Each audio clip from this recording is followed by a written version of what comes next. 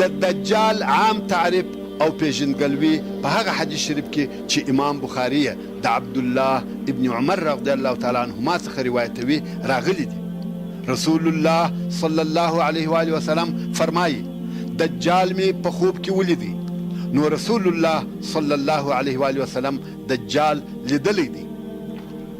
ځکه د انبیاء علیهم السلام خوب حق دی او د هغه د شکل او قیافې بیان یې مسلمانانو ته وکړي او ویې فرمایل سرپوستی په بدن غټ سړی مې ولیدي چې د سر وریښتان یې پیچلي چنګ چنګ وه، په راسته سترګه ړوند و، سترګه یې لکه چختان سوی انګور، د انګور څخه چې اوبه وباسې څه شي پاته کېږي. د دجال سترګه همدغسې پوچه ده. رسول الله صلی الله علیه و آله وسلم فرمایي پوښتنه مې وکړه چې دا څوک دی؟ ویل دا دجال دی. دلته یوه پوښتنه پیدا کېږي، هغه دا چې په ذکر سوي حدیث شریف کې لفظ د رجل یعنی سړي ذکر سوی دی. اوس نو آیا دجال د انسانانو څخه دی که د پیرانانو څخه دی؟ جواب: دا یقیني نه ده معلومه چې دجال انسان دی که پیری، ځکه لفظ د رجل چې په حدیث شریف کې ذکر سوی دی انسان او پیری دواړو ته استعمالېدلی سي، لکه څرنګه چې الله جل جلاله د سورة الجن په 6 نمبر آیات کې فرمایي وَأَنَّهُ كَانَ رِجَالٌ مِنَ الْإِنسِ يَعُوذُونَ بِرِجَالٍ مِنَ الْجِنِّ، یعنی او بېشکه چې وبه ډېر سړي له انسانانو څخه چې پناه به یې غوښته په سړیو سره د پیرانانو. نو د دغه آیات شریف په استناد سره لفظ د رجل عام سو چې انسان او پیری و دواړو ته ویل کېدلی سي. خو د مسلمانانو د علماو اکثره او ډېره حصه وایي چې دجال انسان دی او د آدم علیه السلام د اولادې څخه دی، مګر ځینې علما وایي چې دجال شیطان دی د بشر په شکل سره کیږي. نو رسول الله صلی الله علیه و آله وسلم د دجال ډیرې واضحه او ښکاره علامې راته بیان کړي دي چې دجال سرپوستی، په بدن غټ سړی دی او د سر ویښتان یې پیچلي او په راسته سترګه ړوند دی، راسته سترګه یې پوچه ده. په هغه حدیث شریف کې چې امام بخاري رحمه الله یې د انس ابن مالک رضی الله تعالی عنه څخه روایتوي رسول الله صلی الله علیه و آله وسلم فرمایي هیڅ نبي نه دی رالیږل سوی مګر خپل امت یې د هغه درواغجن څخه چې په یوه سترګه ړوند دی بیرولی دی. خبر اوسئ چې دجال په یوه سترګه ړوند دی او ستاسې رب ړوند نه دی، او بېشکه د دجال د دوو سترګو په منځ کې لیکل سوي دي کافر. د امام بخاري رحمه الله په بل روایت کې راغلی دي چې رسول الله صلی الله علیه و آله وسلم فرمایي بین عینیه مکتوب کافر او کاف فا را، یعنی د دجال د دوو سترګو په منځ کې لیکلی دي کافر، یا په حروفو جلا جلا لیکل سوي دي کاف فا را، یعنی دغه درې حرفه یې د سترګو په منځ کې لیکلی دي. په هغه حدیث شریف کې چې امام مسلم یې د عبدالله ابن عمر رضی الله تعالی عنهما څخه روایتوي وایي رسول الله صلی الله علیه و آله وسلم د خلقو په منځ کې ودرېدی، د الله جل جلاله داسې حمد او ثنا یې وویل چې رب عز وجل د هغه حمد اهل او لایق و، او بیا یې وفرمایل زه تاسې د دجال څخه بیروم، هیڅ داسې نبي نسته مګر خپل قوم یې د دجال څخه بیرولی دی. په تحقیق نوح علیه السلام خپل قوم د دجال څخه بیرولی دی، مګر زه تاسې ته د دجال په باره کې داسې خبره کوم چې هیڅ نبي خپل قوم ته نه ده کړې. پوه سئ چې دجال په یوه سترګه ړوند دی او الله سبحانه وتعالی ړوند نه دی.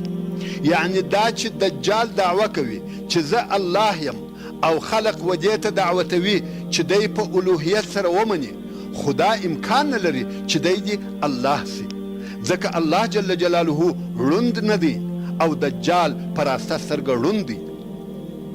په هغه حدیث شریف کې چې امام مسلم یې د عمر ابن ثابت الانصاري رضی الله تعالی عنه څخه روایتوي وایي کله چې رسول الله صلی الله علیه و آله وسلم د دجال په باره کې خلقو ته لارښوونې کولې او د هغه څخه یې خلک بیرول، نو یې وفرمایل د دجال د دوو سترګو په منځ کې لیکل سوي دي کافر.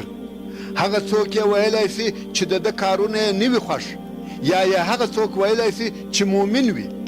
یعنی دغه لیکنه هغه څوک ویني او ویلی سي چې د دجال کارونه یې نه وي خوښ، د دجال څخه منکر وي، یا دا چې هر مسلمان یې ویلی سي مګر کفار یې نه ویني او نه یې ویلی سي. او رسول الله صلی الله علیه و آله وسلم وفرمایل پوه سئ چې ستاسې څخه هیڅوک تر هغو خپل رب نسي لیدلی تر څو چې مړ نسي. یعنی د دې دنیا په ژوند کې څوک الله جل جلاله نسي لیدلی، نو دا چې دجال د الوهیت یا خدایي دعوه کوي، دا څنګه کېدلی سي چې تاسې د ستاسې رب عز وجل د دې دنیا په ژوند کې ووینئ؟ دا هم امکان نه لري. د دجال په علامو کې دا هم راغلی دي چې دجال عقیم وچ دی، اولاد یې نه کېږي، یا دا چې اولاد خو به یې سوی وي خو نسل او نسب یې نه پاته کېږي.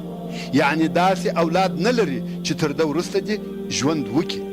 او د دجال دغه علامه چې عقیم یا وچ دی په هغه اوږده حدیث شریف کې راغلی ده چې امام مسلم یې د ابي سعید الخدري رضی الله تعالی عنه څخه روایتوي، او په وروسته کې به هغه حدیث شریف پوره ذکر کړل سي. خو اوس به د هغه حدیث شریف څخه دغه یوه حصه ذکر کو، هغه دا چې رسول الله صلی الله علیه و آله وسلم فرمایي هو عقیم لا یولد له، یعنی هغه وچ دی، اولاد یې نه کېږي یا نه پاتېږي. دجال دا دعوه هم کوي چې دی رب او الله دی، العیاذ بالله. دا ځکه چې الله جل جلاله د خلقو د امتحان دپاره دته داسې قدرتونه او امکانیات ورکوي چې خلق په فتنه او امتحان کې اچوي. ځینې خلق د دجال تصدیق دغه د قدرتو او امکانیاتو په سبب کوي، مګر رسول الله صلی الله علیه و آله وسلم خلق پوره متوجه کوي او خبروي چې تاسې څنګه د تصدیق کوئ چې هو دی رب دی. لکه څرنګه چې په د مخني حدیث شریف کې درته وویل سوه چې رسول الله صلی الله علیه و آله وسلم فرمایي تاسې پوهیږئ چې هیڅوک نسي کولی چې خپل رب دې وویني تر څو چې مړه نسي. یعنی په دنیا کې یوازې موږ او تاسې نه، بلکې هیڅوک نسي کولی چې الله جل جلاله دې وویني. نو دا څنګه کېدلی سي چې دجال دې ستاسې په حضور کې وي او تاسې دې ورته ګورئ او دی وایي زه الله یم، العیاذ بالله. په هغه حدیث شریف کې چې امام بخاري د عبدالله ابن عمر رضی الله تعالی عنهما څخه روایتوي وایي دجال د رسول الله صلی الله علیه و آله وسلم په مجلس یا حضور کې یاد کړل سو. نو رسول الله صلی الله علیه و آله وسلم وفرمایل بېشکه الله جل جلاله په یوه سترګه نه دی ړوند. او رسول الله صلی الله علیه و آله وسلم په خپل لاس خپلې سترګې ته اشاره وکړه او ویې فرمایل مسیح الدجال په راسته سترګه ړوند دی، سترګه یې لکه هغه چختان سوی انګور داسې ده. دغه دجال ته الله جل جلاله قسم قسم قدرتونه ورکوي. اول قدرت یې دا دی چې په تک کولو کې تر اندازې زیات تیز او چابک دی، دونه ډیر چابک دی چې د تعجب وړ دی. په هغه حدیث شریف کې چې امام مسلم یې روایتوي اصحاب کرامو د رسول الله صلی الله علیه و آله وسلم څخه د دجال د تیزی او چابکۍ په باره کې پوښتنه وکړه. رسول الله صلی الله علیه و آله وسلم وفرمایل کالغیث استدبرته الریح، رواه المسلم. یعنی هغه دومره تیز دی لکه هغه باران چې د شاله طرفه باد په پسې وي. نو د دجال تګ او پر ځمکه ګرځېدل د هغه باران په مثل سره دي چې د شاله طرفه طوفاني باد په پسې وي. همدارنګه دجال د مځکې پر ټولو اطرافو ګرځي او هر ښار ته ورداخلیږي بې له دوو هغو ښارو څخه چې الله جل جلاله مشرفه کړي دي او دجال یې د هغو د ننوتلو څخه منع کړی دی. په هغه حدیث شریف کې چې امام بخاري او امام مسلم یې د انس ابن مالک رضی الله تعالی عنه څخه روایتوي وایي رسول الله صلی الله علیه و آله وسلم وفرمایل داسې شار نسته مګر دجال به هغه شار تر پښو لاندې کې هلته به ورسي بې له مکې او مدینې څخه نو دجال بې له مکې مکرمې او بې له مدینې منورې بل هر شار ته داخلیږي او دغه موضوع چې دجال مکې مکرمې او مدینې منورې ته نسي داخلېدلی په وروسته کې به درته تشریح کړل سي همدارنګه الله جل جلاله دجال ته داسې شیان ورکوي چې خلق په امتحان کې هغه دا چې جنت او دوژخ ورکوي د ده سره به د اوبو یوه لویه واله رهي وي چې د دغو اوبو رنګ به سپین وي او یوه لویه واله به د اور ورسره رهي وي هر چیرې چې دی ځي دغه ولې به ورسره رهي وي په هغه حدیث شریف کې چې امام مسلم یې د حذیفه رضی الله تعالی عنه څخه روایتوي وایي رسول الله صلی الله علیه و آله وسلم وفرمایل د دجال سره جنت ورسره دی او اور ورسره دی خو د ده اور جنت دی او د ده جنت اور دی یعنی هغه چې په سترګو اور معلومیږي او دجال هغه د ده څخه منکره خلق ور اچوي هغه په حقیقت کې جنت دی خو هغه چې په ښکاره جنت معلومیږي هغه په حقیقت کې اور دی همدارنګه په هغه حدیث شریف کې چې امام بخاري او امام مسلم یې د حذیفه رضی الله تعالی عنه څخه روایتوي وایي رسول الله صلی الله علیه و آله وسلم د دجال په باره کې وفرمایل ان معه ماء ونارا فناره ماء بارد وماؤه نار یعنی بېشکه د دغه دجال سره اوبه او اور ورسره دي خو د ده اور یخې اوبه دي او اوبه یې اور دی په هغه حدیث شریف کې چې امام مسلم یې د حذیفه رضی الله تعالی عنه څخه روایتوي وایي رسول الله صلی الله علیه و آله وسلم وفرمایل هغه شیان چې د دجال سره سته زه تر دجال ډېر په خبر یم ما ته تر هغه ښه معلوم دي په خپله دجال په هغو شیانو دونه نه دی خبر یا دونه نه په پوهېږي لکه زه چې په خبر یم دا ولې ځکه هغه شیان و دجال ته فقط د فتنې او امتحان دپاره ورکول سوي دي نور نو دی هم د هغو په حقیقت نه پوهېږي مګر رسول الله صلی الله علیه و آله وسلم ته د الله جل جلاله له طرفه د هغو شیانو واقعي معلومات او خبر ورکړه سوی دی نو رسول الله صلی الله علیه و آله وسلم فرمایي د دجال سره دوې ولې بهیږي چې یوه یې د سترګو په لیدلو کې سپینې اوبه معلومیږي او بله یې د سترګو په لیدلو کې اور معلومیږي چې بلیږي او پرله اوړي که چا د دجال وخت ونیوي او دغه دوو ولو ته ورغلی نو هغې ولې ته دې ورسي چې د اور په شکل یې ویني سترګې دې پټې کړي او بیا دې سر کښته کړي په هغه واله کې دې ولویږي چې د اور په شکل یې ویني هغه د اور د ولې څخه دې یې وچښي هغه یخې اوبه دي الله جل جلاله دجال ته دا قدرت هم ورکوي چې په خپلو کارو کې د شیطانانو او پیرانانو څخه کومک واخلي شیطانان د ده په کارو کې د ده کومک کوي دجال به یو نفر ته ووایي زه ستا رب یم خو هغه سړی به انکار وکړي وایي یا دجال به ورته ووایي که مې ستا مور او پلار را ژوندي کړل ایمان را باندې راوړې او ما منې چې زه ستا رب یم سړی به وایي هو که دې دا کار وکړي منم دي نو شیطانان به د هغه سړي د مور او پلار په شکل ورته راسي او سړي ته به وایي زویه متابعت یې وکړه دغه ستا رب دی ورونو د نن ورځې د جادوګرانو او کوډګرانو په ځینو کارو چې تاسې ته عجبه معلومیږي مخه تاوځئ تاسې ولیده چې د الله جل جلاله له طرفه د خلکو د امتحان دپاره دجال ته څونه قدرتونه ورکول کیږي دغه ټول امتحانونه دي د دجال حقیقت هم رسول الله صلی الله علیه و آله وسلم راښوولی دی او د کوډګرانو او ساحرانو حال یې هم راته بیان کړی دی هیڅ مسلمان ته که نارینه وي که ښځه دا نه ښایي چې بې له محمدي شریعته د بل شي متابعت وکړي تاسې پوهیږئ چې کوډګران او هغه کسان چې کتنې کوي ټول دجالین او کذابین دي د خلقو د دین او عقیدې د مال او پیسو دشمنان دي او ځینې کسان یې د خلقو د ناموس غله هم دي. نو دجال لوی امتحان دی. الله جل جلاله دې موږ او تاسې د ده له شره وساتي. خلق به د دجال په دغو کارو خطاوځي او مخ به ورته راونیسي. په عمل او عقیده کې به د ده متابعت کوي. تر دغه زیات الله جل جلاله دجال ته دا قدرت هم ورکړی دی چې حکم به یې پر مځکه او آسمان چلیږي. د دجال عجیب او غریب کارونه دي او الله جل جلاله عجب قدرتونه ورکړي دي. د دجال فتنه دونه لویه فتنه ده چې د آدم علیه السلام له وخته رانیولې بیا تر قیامته بله داسې سخته او شدیده فتنه او امتحان پر بشر نه تیریږي. په هغه حدیث شریف کې چې امام مسلم یې د نواس ابن سمعان رضی الله تعالی عنه څخه روایتوي وایي رسول الله صلی الله علیه و آله وسلم وفرمایل دجال به پر یوه قوم ورسي او دغه قوم به دعوت کی چې پر ده ایمان راوړي. هغه قوم به د ده دعوت قبول کی او ایمان به پر راوړي.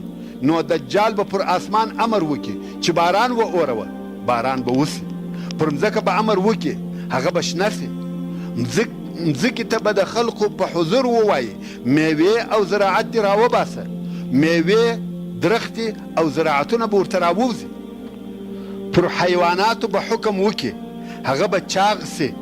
غولانځې به یې په شیدو ډکې سي او بدنونه به یې په غوښو ډک سي. دغه قوم به پر دغه ښه او د خیر پر حال پرېږدي او بیا به پر بل قوم ورسي. هغه قوم به دعوت کی چې پر ده ایمان راوړي، خو هغه قوم به انکار وکي او د ده غوښتنه به قبوله نه کړي. دجال به پر اسمان امر وکي چې باران مه اوروه، پر هغو به باران بند سي. د دوی پر مځکه به حکم وکي، درختې او نباتات به یې مړه سي، حیوانات به یې ډنګر سي، وږي او ناروغ به سي، یو په بل پسې به مري. دغه قوم به په ډېر بد حال او کاختي کې ژوند کوي. دا څنګه امتحان او څونه لویه فتنه ده او تر دغه بلا هم عجبه پیښه سي. لکه څرنګه چې په ویل سوي حدیث شریف کې راغلی دي. تاسې ته معلومه ده چې د دجال سره په ډلو ډلو خلق ورسره دي. رسول الله صلی الله علیه و آله وسلم فرمایي دجال به پر یوه داسې خرابه مځکه ورسي چې هیڅ به پکښې نه وي او پر مځکه به غږ وکړي چې خزانې دې راوباسه. خلق به ورته ګوري، مځکه به وچاودل سي، سره او سپین زر به ځینې راوځي او دغه جمادات بې روحه سره او سپین زر به په ده پسې رهي وي. رسول الله صلی الله علیه و آله وسلم فرمایي داسې به پسې رهي وي لکه د مچمچیو نارینه. تاسې خو لیدلي دي چې څوک غالبوزې وکاروي هغه بیا څنګه په پسې وي. نو دغه بې روحه زر او معدنونه به په دجال پسې دغسې رهي وي لکه کارول سوي غالبوزې. هر چیرې چې دی ځي خزانې به پسې رهي وي. خلق چې دغه حالات وویني چې پر آسمان یې حکم چلیږي، پر مځکه او د هغې پر خزانو یې حکم چلیږي، باران د ده اطاعت کوي، نو به خلق په ډلو ډلو د دجال په دین کې داخلیږي. دجال په دغه ډول سره 40 ورځې خلق په فتنه او امتحان اخته کوي. د دجال ټول وخت او زمانه فقط 40 ورځې ده، مګر دغه ورځې عادي ورځې نه دي. په هغه حدیث شریف کې چې امام مسلم یې روایتوي، اصحاب کرامو د رسول الله صلی الله علیه و آله وسلم څخه پوښتنه وکړه چې دجال څونه وخت پر مځکه تېروي. رسول الله صلی الله علیه و آله وسلم وفرمایل 40 ورځې، خو اوله ورځ یې دونه ده لکه کال. الله جل جلاله یوه ورځ له سهاره تر ماښامه دونه اوږده کې لکه یو کال، او بله ورځ یې دونه ده لکه یوه میاشت، او درېیمه ورځ یې دونه ده لکه یوه هفته، او پاته نورې ورځې یې لکه ستاسې ورځې. پر دغه اندازه به وي. دجال دغه ټوله موده خپلې فتنې ته دوام ورکوي. د اصحاب کرامو سره چې د طاعت او عبادت فکر ورسره و، د رسول الله صلی الله علیه و آله وسلم څخه پوښتنه وکړه، ویل یا رسول الله هغه ورځ چې دونه ده لکه کال، آیا په هغه ورځ د یوې ورځې لمنځونه کفایت کوي؟ رسول الله صلی الله علیه و آله وسلم وفرمایل یا اندازه کوي یعنی حساب ورته کوي په هر 24 ساعته کې 15 لمونځونه ادا کوي. دا نه ده صحیح چې په یوه کال کې څوک 15 لمونځونه ادا کړي. دغې مسئلې او دغه حکم موږ ته دا راوښول که چیرې په ځینو ملکو کې شپه یا ورځ ډېر اوږده سي، لکه په ناروې کې چې ځینې وختونه شپه په میاشتو وي، یا خلق و فضا یا نورو کواکبو ته ولاړ سي، نو هغه خلق به د خپلو لمنځو لپاره اندازه ایږدي. د هغو وختو متابعت به نه کوي کم چې د مځکې د وختو سره اختلاف لري. د ناروې خلق به د خپل هغه همسایه ملک پر وختو لمنځونه ادا کوي چې هلته شپه او ورځ منظم وي. د دجال د پیدا کېدلو ځای چیرې دی؟ په هغه حدیث شریف کې چې امام مسلم یې د نواس ابن سمعان رضی الله تعالی عنه څخه روایتوي وایي رسول الله صلی الله علیه و آله وسلم وفرمایل دجال په هغه لار کې راوځي یا پیدا کیږي چې د شام او عراق په منځ کې ده، نو فساد به یې راسته طرف ته نشر سي او بیا به چپه طرف ته نشر سي. نو د دجال فساد او فتنه به اول د شرق طرف ته نشر سي او بیا به د غرب طرف ته نشر سي. رسول الله صلی الله علیه و آله وسلم نور هم فرمایي د الله بندگانو ثابت ودرېږئ. رسول الله صلی الله علیه و آله وسلم موږ پوهوي چې پر خپل ایمان ثابت او قائم پاتې سئ. و دجال ته هغه ډېر نږدې خلق او ده ته تابع خلق او د ده د دین کومک کوونکي خلق یهود دي. دغه موضوع په ډیرو احادیثو کې ذکر شوې ده چې د هغې جملې څخه هغه حدیث شریف دی چې امام مسلم یې د انس ابن مالک رضی الله تعالی عنه څخه روایتوي او وایي رسول الله صلی الله علیه و آله وسلم وفرمایل د اصفهان د یهودو څخه به او یا زره نفره د دجال متابعت وکړي چې پر اوږو به یې طیالسه وي. طیالسه جمع د طیلسان ده او طیلسان د متعصب یهودو د لباس یو جز دی، لکه شال لوړ پر اوږو یې اچوي چې دا د یهودیت د دین علامه ده. نو دغه او یا زره متدین یهود به یوازې له اصفهانه د دجال متابعت وکړي. تر کومه ځایه چې موږ ته د یهودو د دین معلومات شته، دوی د مسیح په انتظار کې دي چې دوی یې د مسایا بولي او دغه خبره د یهودو په دین کې مشهوره ده. مګر بدبختانه کله چې مسیح علیه السلام راسي یا ښکاره سي، دوی وایي یا دا مسیح نه دی، خو کله چې مسیح دجال وویني پر هغه ایمان راوړي او متابعت یې کوي.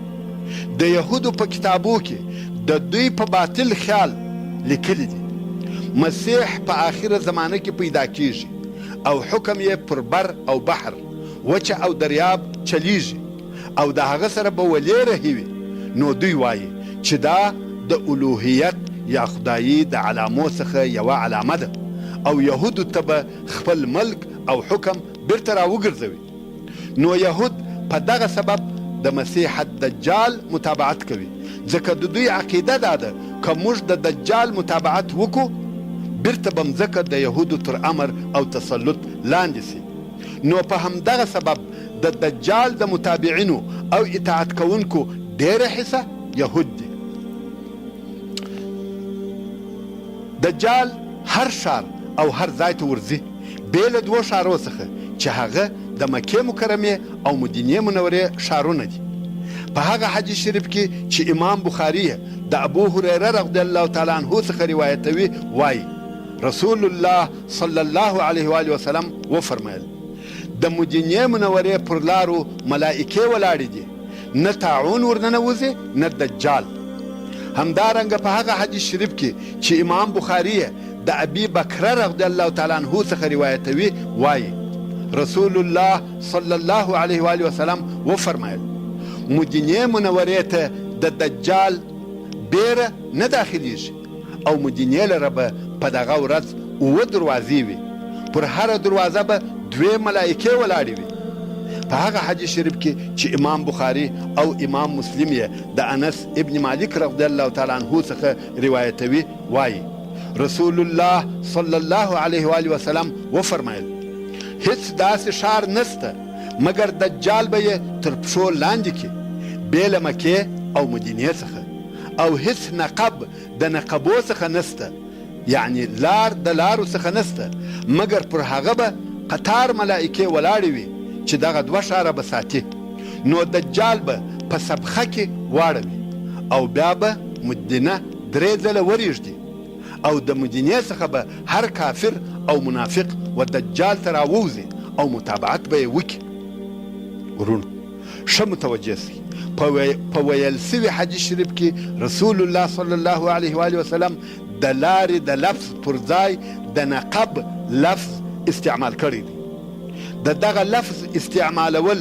یوه داسې معجزه ده چې د نورو معجزو ترڅنګ دا هم د رسول الله صلی الله علیه و آله وسلم پر رسالت دلالت کوي دا ځکه چې نقب په عربي کې تونل ته ویل کیږي نو یوازې د رسول الله صلی الله علیه و آله وسلم په وخت او زمانه کې نه بلکې دغه څو کاله د مخه د مکې مکرمې پر شاوخوا هیڅ تونل نه موجود خو اوس په دغه آخري کلو کې د مکې مکرمې ښار په داسې شکل سره جوړ شوی دی چې له هره طرفه ورته راځې په مخ کې دې تونل دی نو مکې مکرمې ته د داخلېدلو لارې تقریبا ټول تونلونه دي او دغه خبر 1400 کاله د مخه صادق المصدوق صلی الله علیه و آله وسلم ویلی و نو رسول الله صلی الله علیه و آله وسلم فرمایي هیڅ نقب د نقبو څخه نسته یعنی هیڅ تونل د تونلو څخه نسته مګر پر هغه ملایکې ولاړې دي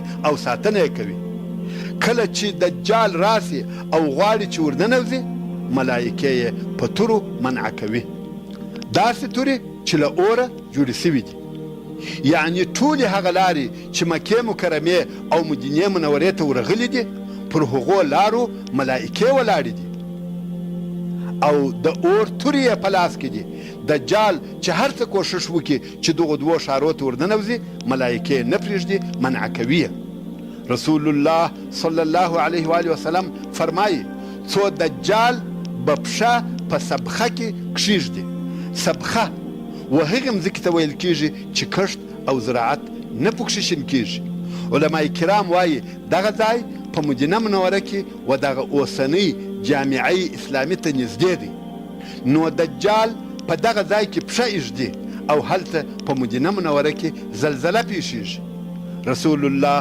صلی الله علیه و آله وسلم فرمایي مدینه منوره خپل اهل 3 واره رېږدوي په دغه وخت کې د مدینې منورې څخه هر کافر او هر منافق راوځي او د دجال متابعت کوي په بل حدیث شریف کې هغه چې امام بخاري د جابر رضی الله تعالی عنه څخه روایت کړی دی رسول الله صلی الله علیه و آله وسلم د مدینې منورې په باره کې فرمایي مدینه منوره لکه د پش کوره خبیث او خیرن انسانان سوځي استکوي هو دغه منافق صفته خلقو څه موده ژوند پکښې وکړي خو تر ابده نسي کولای چې په مدینه منوره کې واوسیږي نور نو مدینه منوره پرېږدي او ځینې وځي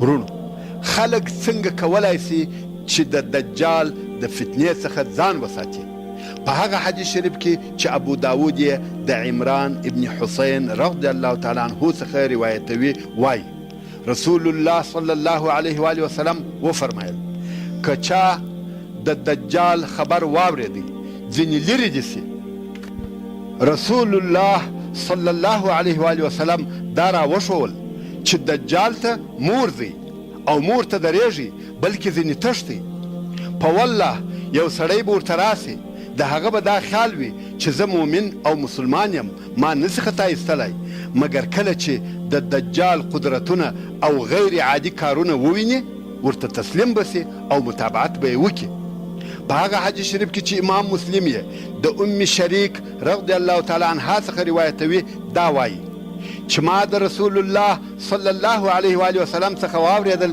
چې ویې فرمایل لیفرن الناس من الدجال فی الجبال رواه مسلم. یعنی خلق دې د دجال څخه په غرو کې تښتي. په هغه حدیث شریف کې چې ابو داود یې روایتوي رسول الله صلی الله علیه و وسلم فرمایي که ستاسې څخه چا دجال ولیدي د سورة الکهف اولني آیاتونه دې پر وایي. دغه آیاتونه تاسې لره د ده له فتنې څخه خلاصونکي دي. نور هم داسې احادیث ته چې وایي هر مسلمان دې د سورة الکهف اولني 10 آیاتونه د دجال څخه د خلاصون دپاره وایي. دا ولې او په څه سبب دغه آیاتونه ویل کیږي؟ علمای کرام وایي اصحاب کهف د خپل دین د ساتنې دپاره ښار پرېښاوه او د ظالم پاچا څخه وتښتېدل. نو الله جل جلاله 300 کاله بیده کړه او بیا یې ژوندي کړل. نو د دغه صورت په آیاتو کې الهي قدرت او معجزه سته او دجال هم دغسې طاغي او گمراه دی لکه د اصحاب کهف د وخت پاچا. دجال څوک دی؟ د دجال په باره کې رسول الله صلی الله علیه و وسلم داسې ګمان کاوه چې دجال د ده صلی الله علیه و وسلم په زمانه کې موجود دی.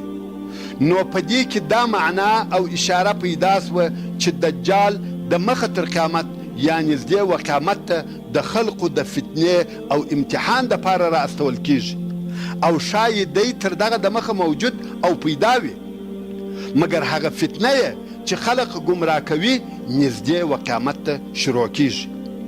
د رسول الله صلی الله علیه و وسلم څخه ډیر احادیث د یوې عجیبې قصې په متعلق را نقل سوي دي چې هغه احادیث په صحیح مسلم او د احادیثو په نورو صحیح کتابو کې موجود دي چې په هغو احادیثو کې د یهودو د یو نفر تعریف او حالات بیانیږي او رسول الله صلی الله علیه و وسلم د هغه نفر په باره کې دا ګمان کاوه چې دی به دجال وي. د هغه نفر نوم صافی ابن صیاد و چې د احادیثو په کتابو کې په ابن صیاد سره مشهوره دی. د دغه ابن صیاد قصه زموږ په دین کې مشهوره قصه ده. د احادیثو داسې کتاب نسته چې په هغه کې دي د دجال او ابن صیاد بیان نه وي موجود. هر چیرې چې دجال ذکر سوی دی هلته ابن صیاد هم ذکر سوی دی. اوس به د ابن صیاد د قصې خلاصه بیان کړل سي.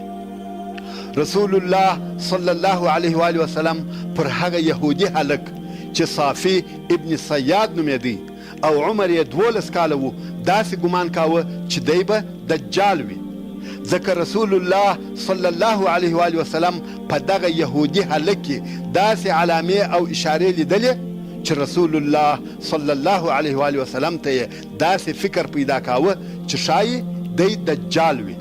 نو رسول الله صلی الله علیه و وسلم داسې اراده وکړه چې ځان ته یقیني معلومات حاصل کړي او د دغه مسئلې تاکید وکړي. په هغه حدیث شریف کې چې امام مسلم یې د عبدالله ابن عمر رضی الله تعالی عنهما څخه روایتوي وایي عمر ابن الخطاب رضی الله تعالی عنه په یوه ډله کې د رسول الله صلی الله علیه و وسلم سره د ابن صیاد و طرف ته رهي سو. څو ابن صیاد یې په داسې حال کې پیدا کړي چې د نورو هلکانو سره یې د بني مغاله د قلا سره لوبې کولې او په دغه وخت کې ابن صیاد د عمر په حساب د بلوغ وخت ته نږدې و. ابن صیاد په ځان نو خبر چې رسول الله صلی الله علیه و وسلم پر شا په لاس وواهه، یعنی پر اوږه یې وټکاوه او بیا رسول الله صلی الله علیه و وسلم ورته وویل یا صافی آیا ته شاهدي ادا کوې چې زه رسول الله یم؟ ابن صیاد ورته وکتل او ویې ویل زه شاهدي ادا کوم چې ته د امیینو رسول یې. د یهودو په اصطلاح کې غیر له یهودو نورو ټولو قومو او ټولو انسانانو ته امیین ویل کیږي، خاصتا عربو ته. بیا نو ابن صیاد و رسول الله صلی الله علیه و وسلم ته وویل یا محمد صلی الله علیه و وسلم آیا ته شاهدي ادا کوې چې زه رسول الله یم؟ سبحان الله، دا د 12 کالو هلک دی او دغه خبرې دي. رسول الله صلی الله علیه و آله وسلم دغه خبره رد کړه او ویې فرمایل پر الله او د هغه پر رسولانو مې ایمان راوړی دی. بیا رسول الله صلی الله علیه و آله وسلم ورته وویل څه شي وینې؟ ابن صیاد وویل صادق او کاذب راته راځي، ګډوډ رښتیا او درواغ حالات راته ویل کیږي. رسول الله صلی الله علیه و آله وسلم ورته وویل حال در باندې ګډوډ دی. او بیا رسول الله صلی الله علیه و آله وسلم ورته وویل ما یو شی درته پټ کړی دی. څه شی دی؟ یعنی زما په زړه کې یوه خبره ده، څه شی ده؟ ابن صیاد پس له فکره وویل الدخ. رسول الله صلی الله علیه و آله وسلم ورته وویل چپ سه، خوار او ذلیله سه، تر خپل حد تیری مه کوه. په وروسته کې حضرت عمر رضی الله تعالی عنه د رسول الله صلی الله علیه و آله وسلم څخه پوښتنه وکړه، ویل یا رسول الله څه شي دې ورته پټ کړی و؟ رسول الله صلی الله علیه و آله وسلم وفرمایل ما په زړه کې الدخان نیولی و. ابن صیاد د هغه شي په نیم پوه سو چې رسول الله صلی الله علیه و آله وسلم په زړه کې ورته نیولی و. حضرت عمر رضی الله تعالی عنه وویل یا رسول الله اجازه راکه چې غاړه یې ووهم. رسول الله صلی الله علیه و آله وسلم وفرمایل که دی هغه وي یعنی دجال وي ته نسې پر مسلطه کېدلی، نیسې وژلی، او که دجال نه وي بیا نو د ده په وژلو کې ستا فایده نسته. همدارنګه په هغه حدیث شریف کې چې امام مسلم یې د عبدالله ابن عمر رضی الله تعالی عنه څخه روایتوي وایي پس له دغې واقعې څخه بیا یوه ورځ رسول الله صلی الله علیه و آله وسلم او ابی ابن کعب الانصاري رضی الله تعالی عنه و هغه باغ ته ورغلل چې صافي ابن صیاد هلته ژوند کاوه، یعنی هلته اوسېدی، تر څو چې رسول الله صلی الله علیه و آله وسلم هغه باغ ته وردنوتی. رسول الله صلی الله علیه و آله وسلم خپل ځان د خرما د ونو د تنو تر شا پټاوه. یعنی رسول الله صلی الله علیه و آله وسلم به د یوې ونې تر شا ودرېدی او بیا به په چابکي سره هغه بلې ونې ته ورغلی او بیا به له هغې ونې څخه هغه بلې ونې ته ورغلی. رسول الله صلی الله علیه و آله وسلم غوښتل چې د ابن صیاد په بېخبري کې د مخه تر دې چې ابن صیاد یې وویني د هغه څخه کم شی واوري. ابن صیاد په خپل بستر کې ویښ پروت و او د ځان سره یې زمزمه یا کرار غیر مفهوم آوازونه کول. رسول الله صلی الله علیه و آله وسلم غوږ ورته ونیوی چې څه وایي. ابن صیاد پر دغه حال و او رسول الله صلی الله علیه و آله وسلم کوشش کاوه چې د ده په زمزمه او تمتمه پوه سي. په دغه وخت کې له هغه کوره څخه چې په دغه باغ کې و د صافي ابن صیاد مور راووتل او رسول الله صلی الله علیه و آله وسلم یې ولیدی چې ځان د ونو تر شا پټوي. نو یې ابن صیاد ته ور غږ کړل یا صافي دغه محمد دی. صافي خبر سو او په ډیر قهر سره راوغورځېدی. رسول الله صلی الله علیه و آله وسلم وفرمایل که دی د ده مور پرې ایښی وای او په ما نه وای خبر سوی حال به یې معلوم سوی وای چې دی دجال دی که یا. د ابن صیاد موضوع او دا چې رسول الله صلی الله علیه و آله وسلم هم دا ګمان کوي چې ابن صیاد به دجال وي په خلقو کې نشر سوه تر داسې اندازې چې حضرت عمر رضی الله تعالی عنه به د رسول الله صلی الله علیه و آله وسلم په حضور قسم یاداوه چې ابن صیاد دجال دی او رسول الله صلی الله علیه و آله وسلم به دغه د ده خبره نه ردول. نو خود خلقو دا منل چې ابن صیاد شایي هغه راتلونکی دجال وي. نو له دې سببه خلقو احتیاط ورسره کاوه او د ابن صیاد څخه یې ځانونه ګوښه کول. ابن صیاد په اول او شروع کې غریب او بې اولاده سړی و، خو په وروسته کې غني او مالداره سو او اولادونه یې هم زیاتېدل. اوس په دغه باره کې د امام مسلم او امام احمد رحمهم الله و هغه حدیث شریف ته متوجه سي چې د عبدالله ابن عمر رضی الله تعالی عنهما څخه د هغو خبرو روایت کوي چې د عبدالله ابن عمر او ابن صیاد په منځ کې پیښې سوي دي. هغه دا چې د رسول الله صلی الله علیه و آله وسلم تر رحلت څه موده وروسته د ابن صیاد مال او عیال پر ډېرېدلو او زیاتېدلو سوه، تر داسې اندازې چې تر ډېرو خلقو یې مال او اولادونه زیات سوه، تر ډېرو خلقو غني او د لوی کورنۍ خاوند سو. نو امام مسلم او امام احمد د عبدالله ابن عمر رضی الله تعالی عنهما څخه روایت کوي چې وایي زه د ابن صیاد سره 2 واره مخامخ سوی یم. اول ځل چې ورسره مخامخ سوم د ده سره ځینې ملګري ورسره وه، نو مې د ده ځینو ملګرو ته وویل په الله سره قسم در کوم که زه د یوه شي پوښتنه در څخه وکړم رښتیا راته وایاست؟ دوی ویل هو. وایي ما ورته وویل دی دجال دی؟ دوی وویل یا. ما ویل درواغ مو وویل.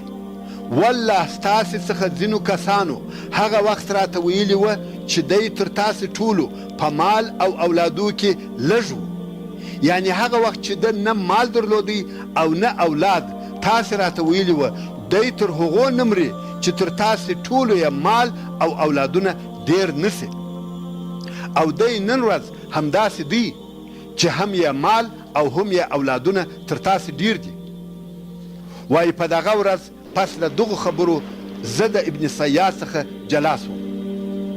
وایي پس له څه مودې چې 2هم وار ورسره مخامخ سوم، په پخوا کې د ابن صیاد 2 سترګې جوړې وې، خو نن د ابن صیاد 1 سترګې تغیر کړی و چې هم پړسېدلې وه او هم له خپله ځایه راوتلې وه. نو ما ورته وویل سترګې ته دې دغه کیفیت چې زه یې وینم څه وخت ورپېښ سوی دی؟ ابن صیاد وویل نه یم خبر. ما ویل عجبه ده، سترګه دې په سر کې ده او ته نه یې په خبر؟ ابن صیاد وویل ته زما څخه څه غواړې یا ابن عمر؟ که د الله جل جلاله خوښه او اراده وي چې زما سترګه دغه ستا د لکړې څخه جوړه کړي، جوړه به یې کړي، او بیا یې په پزه سره داسې شدید خرهاری وکړي لکه هغه خر چې پر وهي، داسې ډېر لوړ او شدید خرهاری چې ما هیڅکله داسې خرهاری نه و اورېدلی.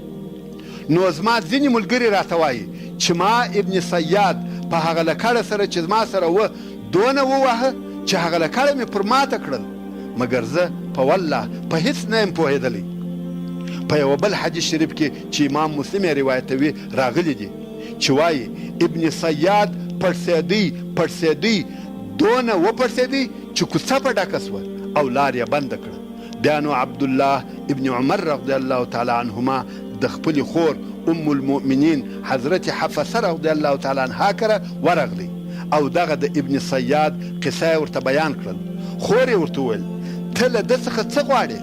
آیا ته نه یې خبر چې رسول الله صلی الله علیه و آله وسلم فرمایلی دي چې و خلقو ته د دجال اول راوتل یا د دجال اول پیدا کېدل د یوه قهر او غضب په سبب دی چې دی په قهر کیږي، یعنی دجال عادي سړی دی، په خلقو کې ګرځي، څوک یې نه پیژني، خو پر یوه موضوع په قهر کیږي او له دغه قهر سره دجال سي او فتنه شروع سي.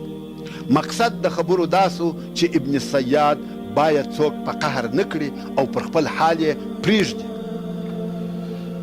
نو د هغه وخت خلقو حتی د رسول الله صلی الله علیه و آله وسلم اصحاب کرام پر ابن صیاد تر دغه اندازې شک او ګمان درلودی چې دی دجال دی. په وروسته کې ابن صیاد مسلمان سو او د مسلمانانو سره د حج یا عمرې د ادا کولو دپاره د مدینې منورې څخه راووتی. په هغه حدیث شریف کې چې امام مسلم یې د ابو سعید الخدري رضی الله تعالی عنه څخه روایتوي، وایي موږ مسلمانان چې ابن صیاد هم را سره وو د حج یا عمرې دپاره له مدینې منورې څخه راووتلو او په لار کې مو د راحت او هوسایي دپاره یو ځای واړول. خلق شاوخوا سره وپاشل سوه، هر یو هلته تر یوې ونې او سایې لاندې ناست دی، خو زه او ابن صیاد یوازې سره پاته سوه. زه د هغو خبرو په سبب چې د ده په باره کې کېدلې ډېر ځینې وبېرېدم. په زړه کې وهم را سره دی. دا د اصحاب کرامو حال و چې له دغه سړي سره په احتیاط کې وه. نو وایي ده خپله بستره راوړل او زما د بسترې څنګ ته یې کښېښول. ابو سعید الخدري رضی الله تعالی عنه وایي ما ورته وویل ګرمي ډېره زیاته او شدیده ده، که دې دغه خپل سامان تر هغه ونې لاندې یوې ونې ته اشاره وکړه ایښی وای ښه به وای. ده هم خپل سامان هلته یوړی او بیا زموږ طرف ته پسونه راغله. ابن صیاد هلته ورغلی، له هغه طرفه یو لوی لوښی د شیدو ډک راوړی او ویل ویې څښه یا ابا سعید. ما ویل ګرمي زیاته ده او شیدې هم تودې دي نو یې نه څښم، خو په حقیقت کې بل څه نه وه بې له دې چې ما نه غوښتل او نه مې خوښه وه چې د ده د لاسه څخه یې وڅښم یا یې د ده د لاسه څخه واخلم. زه له ده څخه ځان خلاصوم خو دی مې نه پرېږدي. بیا نو ابن سیاد راته وویل یا ابا سعید، د خلقو د هغو خبرو په سبب چې زما په باره کې یې کوي او وایي چې زه دجال یم، دا مې زړه غواړي چې یوه رسۍ واخلم، په یوه ونه یې وځړوم او بیا خپل ځان په خفه کم. یعنی د خلقو د هغو خبرو په سبب چې ما دجال بولي غواړم چې ځان ووژنم. اول یا ابا سعید، د رسول الله صلی الله علیه و آله وسلم احادیث کله نورو خلقو څخه پټ وي او نه وي ور معلوم، خو ستاسې انصارو څخه نه دي پټ.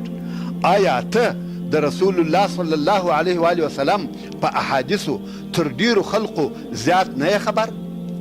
آیا رسول الله صلی الله علیه و آله وسلم نه دی ویلي چې دجال کافر دی او زه مسلمان یم؟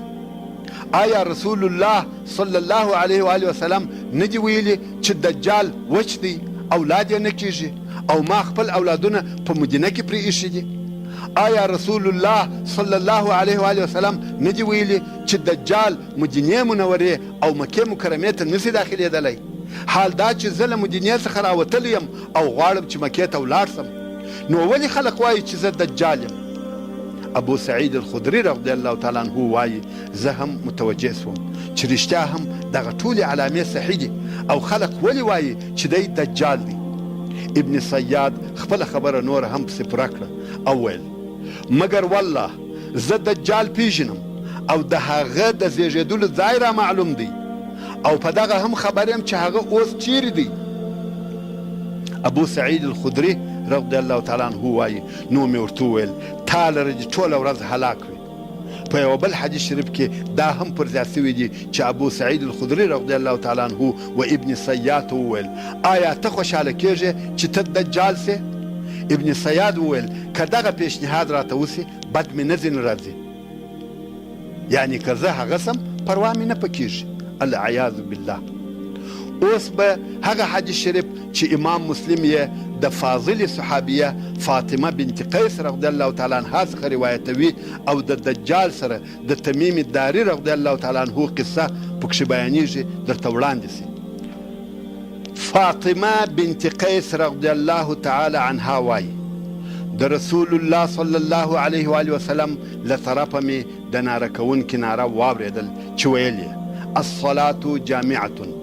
هلته عادت داسې و چې د لمانځه وخت به نه او یو خطرناکه یا لوی کار به پیښ سو، نو د مسلمانانو د راټولېدلو او یو ځای کېدلو دپاره دغه ناره کېدل. نو فاطمه رضی الله تعالی عنها وایي ناره مې واورېدل او خلق د مسجد پر طرف رهي سوه او هلته سره یو ځای کېدل. نو زه هم مسجد ته راووتم او د رسول الله صلی الله علیه و آله وسلم سره مې لمونځ ادا کړی. فاطمه بنت قیس رضی الله تعالی عنها وایي زه د ښځو په اولني صف کې وم، هغه چې د نارینهو په صف پسې و. کله چې رسول الله صلی الله علیه و آله وسلم د لمانځه څخه فارغه سو پر منبر کښېنستی او خندل یې. بیا یې وفرمایل هر انسان دې خپل د لمانځه پر ځای ناست اوسي او تاسې پوهیږئ چې ما ولې سره راټول کړاست؟ خلقو ویل الله او رسول الله خبر دي. بیا نو رسول الله صلی الله علیه و آله وسلم وفرمایل والله ما تاسې نه د خوشحالۍ دپاره را جمع کړي یاست نه د بیرې دپاره، یعنی نه غنیمتونه راغلي دي چې در ویویشم نه جنګ پېښ دی چې ومو بیروم، مګر د دې دپاره مې سره یو ځای کړاست چې تمیم الداري یو نصراني سړی و اوس راغلی بیعت یې وکړي او مسلمان سو. داسې یو خبر یې راته ووایه چې چې زما له هغه خبره سره برابر و چې ما د مسیح الدجال په باره کې تاسو ته ویلی و. تمیم الداري هم ناست دی او رسول الله صلی الله علیه و آله وسلم د هغه خبرې بیانوي. نو ویل تمیم الداري راته وویل چې زه او زما 10 نفره ملګري چې د لخم او جذام د قبیلې څخه وه په یوه دریابي کښتۍ کې سپاره سوو.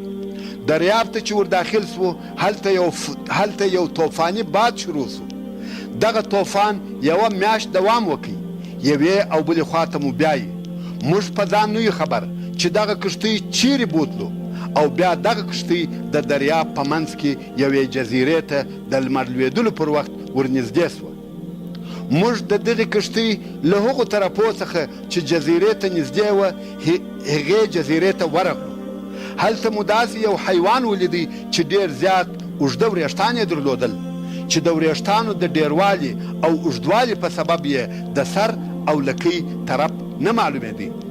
نو یو حیوان دی چې په عربي کې دابه ورته ویل کیږي او په وریښتانو داسې پټ دی چې سر او پښې یې نه معلومیږي. موږ په حیرت کې یو او یو له بله سره وایو چې دا څه شي دی. حیوان ته مو وویل څه بلایه؟ حیوان خبرې وکړې او ویل زه جساسه یم. دغسې یو حیوان په قرآن مجید کې هم شته چې الله جل جلاله فرمایي اخرجنا لهم دابة من الارض تکلمهم، یعنی نو راوبه باسو موږ دوی لره یوه دابه، یو حیوان چې له دوی سره خبرې کوي. نو دغه دابه یا حیوان وویل زه جساسه یم. موږ ویل جساسه څه شي ده؟ حیوان زموږ د دغې پوښتنې جواب را نه کړی او ویل یا قوم هغه سړي ته ورسئ چې په دغه دیر کې دی. دیر د عبادت کولو ځای دی. نو ول دغه سړي ته ورسئ چې په دغه دیر کې دی چې هغه ستاسې څخه د خبر او حال اورېدلو شوق لري.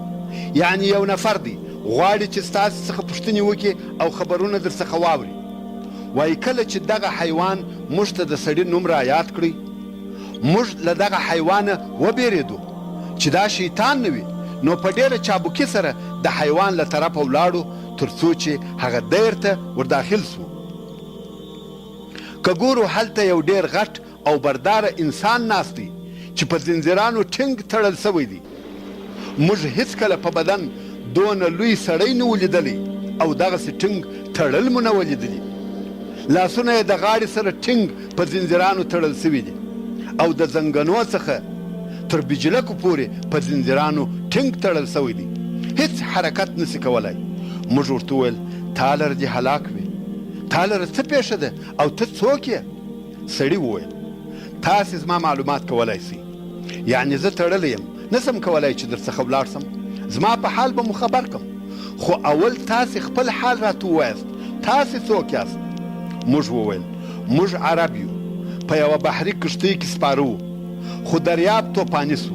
د دریاب څپو او موجو یوه میاشت په موږ لوبې وکړې، یوه او بل طرف ته یې وځغلولو.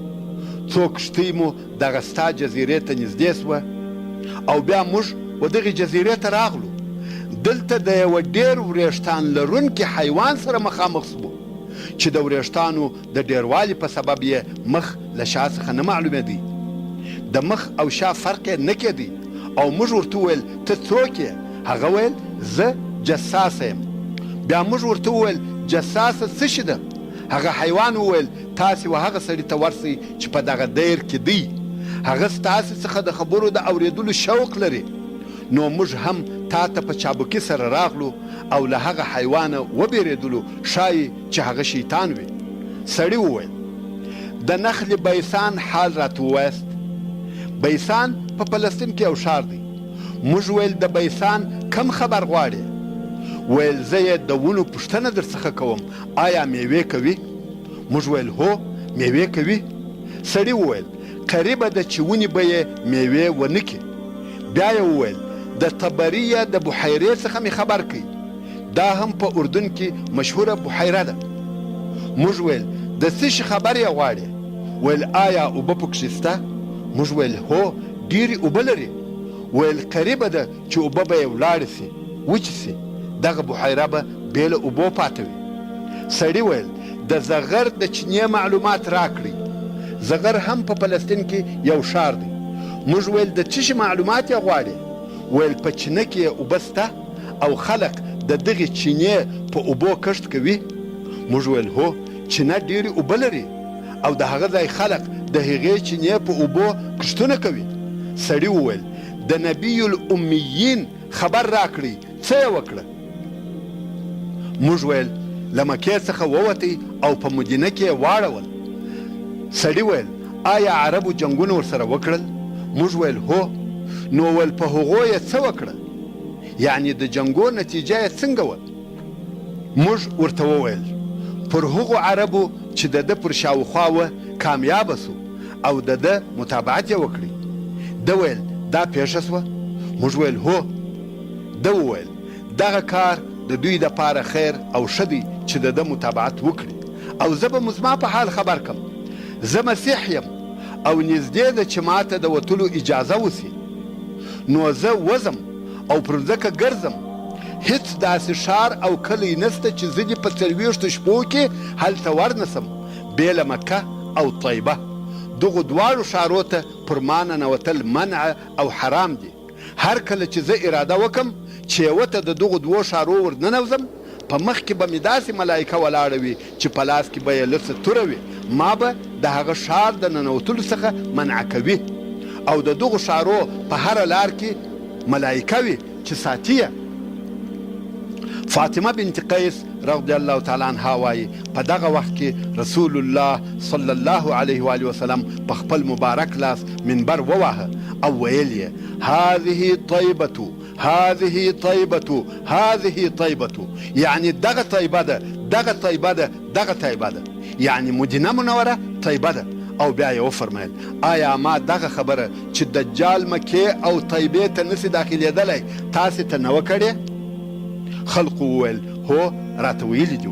او بیا رسول الله صلی الله علیه و آله وسلم وفرمیل د تمیم خبرې مې په دغه خوښې سوې چې د هغو خبرو سره موافقې سوې چې ما تاسې ته د دجال مدینې او مکې په باره کې کړي وې. دا د دجال او ابن صیاد حالات وه. خو د هغه یهودي ابن صیاد ټول اولادونه د ده د ژوند په آخرو ورځو کې مړه سوه. دی بې له نسله پاته سو او د خلقو نور هم شک او ګمان پر زیات سو. او بیا د امویینو په وخت کې د حره جنگ پیښ سو چې هغه جنگ د حجاج ابن یوسف الثقفي او د اهل مدینې په منځ کې و. ابن صیاد هم د اهل مدینې سره د دغه جنگ دپاره راووتی او هغه خلق وایي چې ابن صیاد په دغه جنگ کې راڅخه ورک سو، لادرکه سو، نه په ژوندو کې و او نه مو په مړو کې پیدا کړي. نو په دغه دلایلو سره تر اوسه پورې ډېر علمای کرام دا ګمان کوي چې ابن صیاد دجال دی.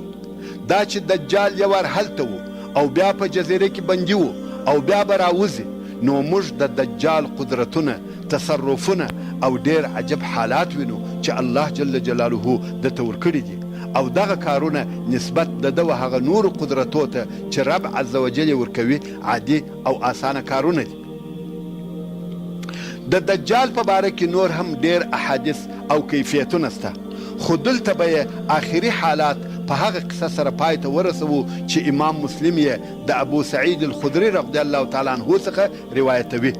لکه څرنګه چې د مخه مو درته وویل چې دجال کوشش کوي چې مدینې منورې ته داخل سي او پښه به په سبخه کې کښیږدي، مدینه منوره به ورېږدي او د مدینې منورې څخه به کفار او منافقان ورته راووځي. اوس نو ټول خلق ولاړ دي او دغه حالاتو ته ګوري. اهل مدینه د مدینې منورې له داخله ورته ګوري او هغه کفار چې د دجال سره ملګري دي هغه هم ورته ګوري.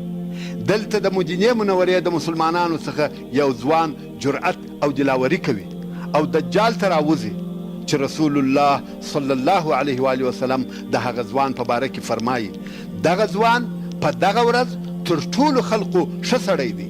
یا خو یې داسې وفرمایل چې دغه ځوان د ښو خلقو څخه دی چې پوره حدیث شریف داسې دی.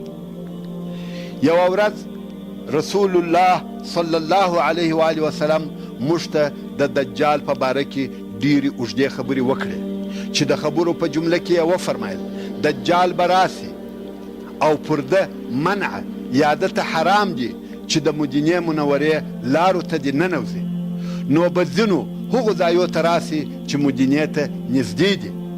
په دغه ورځ به ده ته یو سړی راووځي چې دغه سړی په دغه ورځ تر ټولو خلقو ښه سړی دی، یا خو یې داسې وفرمایل چې دغه سړی د ښو خلقو څخه دی، او دجال ته به د خلقو په حضور ووایي زه شاهدي ادا کوم چې ته هغه دجال یې چې رسول الله صلی الله علیه و آله وسلم موږ ته د هغه خبرې کړي دي، د هغه حال یې راته ویلی دی. دجال غواړي چې نور هم خلق ګمراه کړي، نو به حاضرو خلقو ته مخ ور واړوي او ورته وبه وایي که مې دغه ځوان ستاسې په حضور مړ کړي او بیرته مې ژوندی کړي، نو تاسې بیا په دې کې شک لرئ چې زه ستاسې رب یم؟ خلق به وایي یا. چې ته مړی ژوندی کې، نو هیڅوک په دې کې شک نه کوي چې ته زموږ رب یې. نو به دجال دغه سړی مړ کړي او بیا به یې ژوندی کړي. کله چې ځوان ژوندی سي، نو به ووایي والله ما هیڅ کله دونه زیات نه پیژندلې چې ته دجال یې لکه دغه اوس چې دې پیژنم. نو به دجال اراده وکړي چې بیا یې مړ کړي، خو نسي کولی چې ویې وژني. په یو بل حدیث شریف کې چې هغه هم امام مسلم د ابو سعید الخدري رضی الله تعالی عنه څخه روایتوي، دغه موضوع په څه زیاتوب سره بیان شوې ده. هغه چې رسول الله صلی الله علیه و آله وسلم فرمایي دجال به راووځي، د ده طرف ته به د مسلمانانو یو سړی ورهیسي، په مخه به د دجال مسلحه پیرداران ورسي، او دغه پیرداران به ورته وایي چیرې ځې؟ دی به ورته وایي دغه چاته ورځم چې دغه راوتلی دی. پیرداران به ورته وایي آیا ته زموږ پر رب ایمان نه لرې؟ دی به وایي زموږ رب پټ نه دی. پیرداران به وایي چې مړ یې کړي. خو ځینې به وځینو نورو ته ووایي آیا ستاسې رب تاسې له دې څخه نه یاست منع کړي چې د ده بې اجازې څوک مه وژنئ؟ نو بیا به دغه سړی دجال ته ورولي. دی چې دجال وویني په لوړ آواز به نارې کړي ای خلقو دا هغه دجال دی چې رسول الله صلی الله علیه و آله وسلم یې موږ ته بیان کړی دی.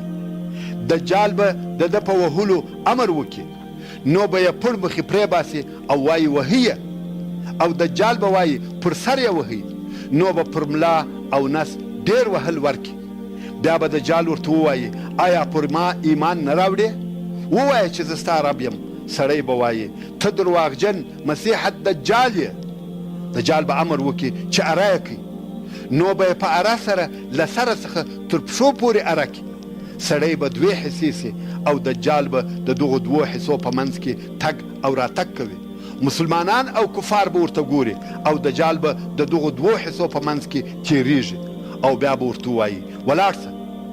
د دغه دوه ځای سوي انسان هغه دوې حصې به د خلقو په حضور سره یو ځای سي او سره وبه مشلي، او بیا به ژوندی انسان ودرېږي. دا څونه فتنه او څونه د عقیدې امتحان دی. بیا به دجال پر نارې کې پر ما ایمان راوړې؟ سړی به وایي ستا په باره کې مې بل شی نه دی زیات سوی بې له دې څخه چې نور هم پوه سوم چې ته دجال یې. او بیا به سړی نارې کې ای خلقو دی تر ما وروسته په هیڅ چا هیڅ نسي کولی. دجال ته به قهر ورسي، پر دغه سړي به حمله کړي، غواړي چې ویې نیسي او حلال یې کړي. پر غاړه به یې په توره ووهي. رسول الله صلی الله علیه و آله وسلم فرمایي چې الله جل جلاله به د سړي غاړه د اوسپنې کړي، دجال به هیڅ نسي پکولی. سبحان الله القادر. نو تر پښو او لاسو به یې ونیسي، او هغه خپل اور ته به یې وغورځوي. د خلقو به دا خیال سي چې دی یې اور ته وغورځاوه، خو دی په جنت کې لویږي. بیا نو رسول الله صلی الله علیه و آله وسلم وفرمایل دغه سړی د الله جل جلاله په حضور د شهادت د درجې او مرتبې په لحاظ تر ټولو خلقو لوی او لوړ دی. تر دغې واقعې وروسته به دجال مخ پر شام رهیسي. په دغه وخت کې به ډېر لوی او عجب کار پیښ سي چې هغه د مسیح عیسی ابن مریم علیه السلام نزول او دنیا ته راتګ دی. د عیسی صلی الله علیه و آله وسلم قصه اوږده ده، خو دلته د غونه کفایت کوي چې یهودو به ویل چې موږ عیسی علیه السلام ووژي، په دار مو کوي. خو الله جل جلاله د یهودو د دغه ادعا په جواب کې فرمایي چې عیسی علیه السلام ژوندی دی، نه وژل سوی دی او نه مړ سوی دی، بلکې الله جل جلاله دی علیه السلام د مځکني ژوند په آخرنیو ورځو کې لوړ آسمانو ته پورته کړي، لکه څرنګه چې الله جل جلاله د سورة النساء په 159 او 58 نمبر آیاتو کې فرمایي وما قتلوه وما صلبوه ولكن شبه لهم وإن الذين اختلفوا فيه لفي شك منه ما لهم به من علم إلا اتباع الظن وما قتلوه يقينا بل رفعه الله إليه وكان الله عزيزا حكيما. يعني چې نه یې وژلی دی او نه یې پدار کړی دی مګر دغه وژل سوی او پدار سوی سړی و دوی ته په عیسی علیه السلام سره مشابه سو، او بېشکه هغه کسان چې دوی د عیسی علیه السلام په باره کې اختلاف کړی دي دوی په شک کې دي، دوی لره علم نسته، دوی فقط د خیال او ګمان متابعت کوي او دوی په یقین سره عیسی علیه السلام نه دی وژلی، بلکې الله جل جلاله خپل طرف ته پورته کړي او الله جل جلاله قوي او غالب دی، حکیم او د حکمت خاوند دی. همدارنګه الله جل جلاله د سورة الزخرف په 61 نمبر آیات کې فرمایي وانه لعلم للساعه، يعني عیسی علیه السلام د قیامت د علامو څخه یوه علامه ده. د ده علیه السلام په نزول سره خلقو ته دا معلومیږي چې قیامت ډیر نږدې دی، او د عیسی علیه السلام د نزول وخت هغه وخت دی چې د دجال فتنه به جاري او په ترقي کې به وي، ځکه او د مځکې خلق به یې ټول په فتنه او امتحان کې اچولی وي. په هغه حدیث شریف کې چې ابو داود یې د النواس ابن سمعان الکلابي رضی الله تعالی عنه څخه روایتوي، وایي رسول الله صلی الله علیه و آله وسلم وفرمایل او بیا عیسی ابن مریم علیه السلام د دمشق د مسجد د شرقي طرف د سپینې منارې سره راکښته کیږي. همدارنګه په هغه حدیث شریف کې چې ابو داود یې د ابو هریره رضی الله تعالی عنه څخه روایتوي رسول الله صلی الله علیه و آله وسلم فرمایي زما او د عیسی علیه السلام په منځ کې نبی نسته او دی راکښته کېدونکی دی، که مو ولیدی ویې پیژنئ. رسول الله صلی الله علیه و آله وسلم یې علامې بیانوي او وایي چارشانه سړی دی، نه جګ دی نه ګردی، بلکې د ګردیوالي طرف ته مائل دی، مخ یې سپین دی مګر سرواله پکښې دي، لباس یې 2 ټوکره دی، کوم کالي چې اغوستی دي هغه 2 ټوکره دي. دقیقه علامې راته بیانوي چې چاته شک پیدا نسی، او بل داسې ښکاره علامه راته وایي چې ډیره واضحه ده او بل په هیڅ چا کې نسته چې په فوري ډول یې وپیژنو. هغه دا چې وایي د سر وریښتان یې داسې معلومیږي لکه د اوبو څاڅکي چې ځینې څڅیږي، که څه هم سر یې نه وي لوند. کله چې سر کښته کړي ستا به دا خیال سي چې په وریښتانو کې یې اوبه دي او ځینې څڅیږي.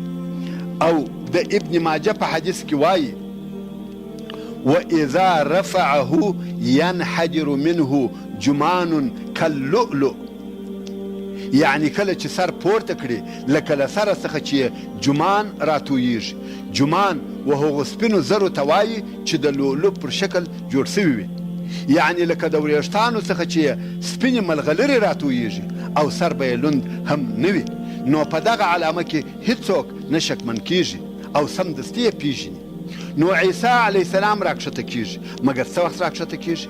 هغه وخت راکښته کیږي چې په دمشق کې مسلمانان د جنگ دپاره ځانونه آماده کوي او تیاروي. دا ځکه چې دجال یو ځل هغه وخت دمشق ته راغلی و چې مسلمانان د نصاراو هغه لوی جنگ ته وتلي و. نو دجال راغلی او بیرته ولاړی، اوس دلته مسلمانان سره جمع کیږي او ځانونه د جنگ دپاره آماده کوي چې د هغو یهودو سره وجنګیږي کم چې د دجال ملګري او کومکان دي. په هغه حدیث شریف کې چې امام مسلم یې د ابو هریره رضی الله تعالی عنه څخه روایتوي رسول الله صلی الله علیه و آله وسلم فرمایي مسلمانان د جنگ دپاره تیاری نیسي، د جنګیالیو صفونه برابروي چې هلته د لمانځه وخت سو. په دغه وخت کې عیسی علیه السلام له اسمانه راکښته کیږي. د څه وخت د لمانځه وخت سو؟ په هغه حدیث شریف کې چې حاکم یې په خپل مستدرک کې روایتوي وایي د سهار د لمانځه وخت سو. یعنی مسلمانانو د شپې ځانونه د دجال او د هغه د کومکیانو د جنگ دپاره تیارول چې د سهار د لمانځه وخت سو یا د سهار د لمانځه وخت داخل سو. او په دغه وخت کې عیسی علیه السلام له آسمانه په داسې حال کې راکښته سي چې لاسونه یې د دوو ملایکو پر وزرو ایښي وي. مسلمانان ورته ګوري چې عیسی علیه السلام راکښته سو، نو خود خلق په لوړ آواز سره وایي لا اله الا الله صدق الله وصدق رسوله. دغه د عیسی علیه السلام د راکښته کېدلو په وخت کې به د مسلمانانو مشرتوب او امریت د داسې چا پر غاړه وي چې هغه به د ډیرو ښو او غوره خلقو څخه وي. داسې ډیرې اشارې او علامې سته چې دغه د مسلمانانو مشر او امیر به مهدي علیه السلام وي. عیسی علیه السلام به راکښته سي. دغه د مسلمانانو امیر به ورته وایي د مخه سه لمونځ راکه. عیسی علیه السلام به ووایي یا ځینې ستاسې پر ځینو نورو امیران دي، یعنی ستاسې امیران به ستاسې څخه وي. په هغه حدیث شریف کې چې امام مسلم یې د جابر ابن عبدالله رضی الله تعالی عنه څخه روایتوي، رسول الله صلی الله علیه و آله وسلم فرمایي زما د امت یوه ډله به همیشه د قیامت تر ورځې د حق دپاره جنګیږي، حتی چې عیسی علیه السلام راکښته سي د دغې ډلې امیر به ورته وایي د مخه سه لمونځ راکه. خو عیسی علیه السلام به ووایي یا ځینې ستاسې پر ځینو نورو امیران دي. دا د الله جل جلاله له طرفه د دغه امت عزت او اکرام دی. نو عیسی ابن مریم صلی الله علیه و آله وسلم به د سهار لمونځ د دغو مسلمانانو سره په داسې ډول سره وکړي لکه دغه زموږ لمونځ، او عیسی علیه السلام به په دغه لمانځه کې مقتدی وي نه امام. دا هغه عزت دی چې الله جل جلاله د رسول الله صلی الله علیه و آله وسلم و امت ته ورکړی دی. همدارنګه په هغه حدیث شریف کې چې امام مسلم یې د ابو هریره رضی الله تعالی عنه څخه روایتوي، رسول الله صلی الله علیه و آله وسلم فرمایي کیف انتم اذا نزل ابن مریم فیکم و امامکم منکم. څنګه به یاست تاسې کله چې عیسی ابن مریم په تاسې کې راکښته سي او ستاسې امام به ستاسې څخه وي. د عیسی صلی الله علیه و آله وسلم نفس یا سا ډېر ښه بوی لري، خو دغه بوی چې د هر کافر تر دماغ ور ورسیږي هغه مري یا مړ کیږي، او دغه بوی یې تر هغه ځایه رسیږي څونه چې د ده صلی الله علیه و آله وسلم سترګې لیدنه کوي. په هغه حدیث شریف کې چې امام مسلم یې د نواس ابن سمعان رضی الله تعالی عنه څخه روایتوي، رسول الله صلی الله علیه و آله وسلم فرمایي هر کافر ته چې د عیسی علیه السلام د سا یا نفس بوی ور ورسیږي هغه مري، او د ده علیه السلام د سا بوی تر هغه ځای رسیږي څونه چې یې سترګې لیدنه کوي. نو کافران او مسیح الدجال د ده صلی الله علیه و آله وسلم څخه ځغلي او ځینې تښتي. خو عیسی علیه السلام غواړي چې په دجال پسې ور ورسیږي، هغه تښتي دی علیه السلام په پسې دی، څو د لد په ښار کې پسې ور ورسیږي، او څوک وایي په بیت المقدس کې یوه دروازه ده چې لد ورته ویل کیږي. دلته د دغې دروازې سره پسې ور ورسیږي او ویې وژني. لومړی خو عیسی علیه السلام دجال ولیدی او د ده علیه السلام بوی هم ور ورسېدی.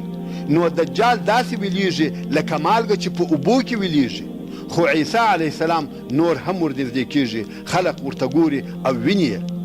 په هغه حدیث شریف کې چې امام مسلم یې د ابو هریره رضی الله تعالی عنه څخه روایتوي، رسول الله صلی الله علیه و آله وسلم فرمایي کله چې د الله دشمن دجال عیسی علیه السلام وویني داسې ویلیږي لکه مالګه چې په اوبو کې ویلیږي. که یې عیسی علیه السلام پرېږدي هغه به په خپله تر هغو ویلي کېږي تر څو چې هلاکېږي، مګر الله جل جلاله یې د عیسی علیه السلام په لاس سره وژني. نو د مخه تر دې چې دجال پوره ویلي سي عیسی علیه السلام ور ورسیږي او خپله نیزه په دجال کې ښخه کړي. کله چې نیزه د دجال له بدنه راوباسي هغه په وینو لړلې وي او خلقو ته به د دجال ویني د ده علیه السلام پر نیزه وښکاره کړي. او عیسی علیه السلام به ووایي الله جل جلاله نه مړ کیږي او دغه کافر چې د خدایي دعوا یې کړې وه دغه دی مړ سو. د دجال تر وژلو وروسته عیسی صلی الله علیه و آله وسلم د هغو مسلمانانو پر مخانو د رحمت او شفقت پر قسم لاس تیروي کم چې د دجال په فتنه او امتحان مبتلا سوي وي او په هغه فتنه کې پر خپل ایمان ثابت او قائم پاته سوي وي او د دوی هغه درجې ورته بیانوي کومې چې دوی ته په جنت کې ورکول کیږي. اوس پوه سواست هغه کسان چې په فتنو او امتحانو کې ځانونه د ښویېدلو څخه وساتي، د نفسي دنیوي غوښتنو او خواهشاتو په مقابله کې خپل دین او ایمان وساتي، هغو لره جنت دی او د دغه جنت زیری نبی الله رسول الله عیسی ابن مریم صلی الله علیه و آله وسلم ورکوي. تر دغه وروسته به عیسی علیه السلام د مځکې حاکم او امیر وي. د عیسی علیه السلام حکم او د حکم طریقه به څنګه وي؟ په هغه حدیث شریف کې چې امام بخاري رحمه الله او امام مسلم رحمه الله د ابو هریره رضی الله تعالی عنه څخه روایتوي، رسول الله صلی الله علیه و آله وسلم فرمایي قسم په هغه ذات چې زما د نفس اختیار د هغه په قدرت کې دی، نږدې ده چې په تاسې کې به ابن مریم علیه السلام راکښته سي، عادل حاکم به وي، صلیب به مات کړي او خنزیر به ووژني، چې دا د نصرانیت د انتها علامه ده. نصرانیت به پای ته ورسیږي، هیڅ نصرانی به نه وي موجود، جزیه به ایسته کړي، کفار به نه وي موجود چې جزیه ځینې واخیستل سي، مال به دونه ډیر سي چې هیڅوک به یې نه قبلوي، چې چاته یې ورکوي نه به یې غواړي. په خلقو کې به خیر او برکت نشر او زیات سي، خلق به په دغه ښه حالت کې ژوند کوي چې یو خطرناکه کار به پیښ سي چې هغه د یاجوج او ماجوج راوتل دي.